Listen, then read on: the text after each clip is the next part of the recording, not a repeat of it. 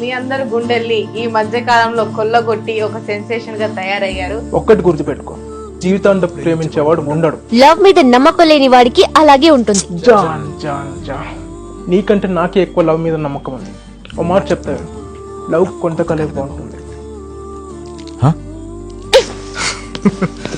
John ముందు confuse అవుతావు, తర్వాత క్లారిటీ వస్తుంది.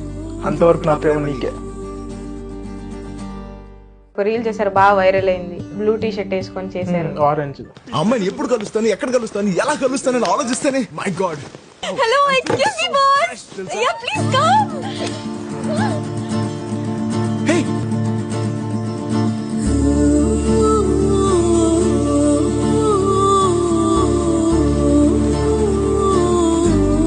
మీకు పెళ్ళైందా? మ్యారేజ్ కాలేదని. సో రామ్ చరణ్ గారికి డూప్ రామ్ చరణ్ గారికి మ్యారేజ్ అవ్వలేదు. సో స్క్రీన్ మీద మీ నెంబర్ పెడతాము. సో అమ్మాయిలు రామ్ చరణ్ గారు అంటే ఇష్టం ఉన్న వాళ్ళు తప్పకుండా చేసుకోవచ్చు. మీకు ఓకేనా? వద్దండి, అమ్మాయి కూడా రామ్ చరణ్ గారు ఫ్యాన్ అయ్యి ఉండాలా? ఇప్పుడు ఎందుకండి పెళ్లి గురించి? ఓకే, పెళ్లి అంటే భయం అవుతుంది ముందే.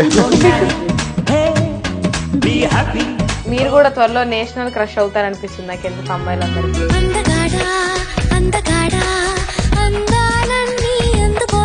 బ్యాడ్ కమెంట్స్ చూసినప్పుడు మీకు ఏమనిపిస్తుంది?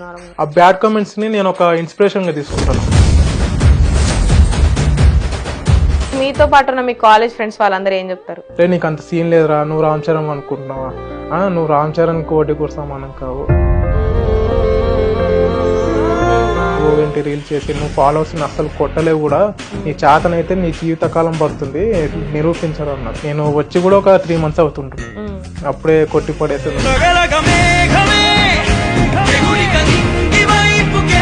మీరు ఎప్పుడైనా లైఫ్ లో బాగా ఏడ్చిన విషయం ఏదైనా ఉందా? ఫస్ట్ లవ్ ఫెయిల్ అయినప్పుడు.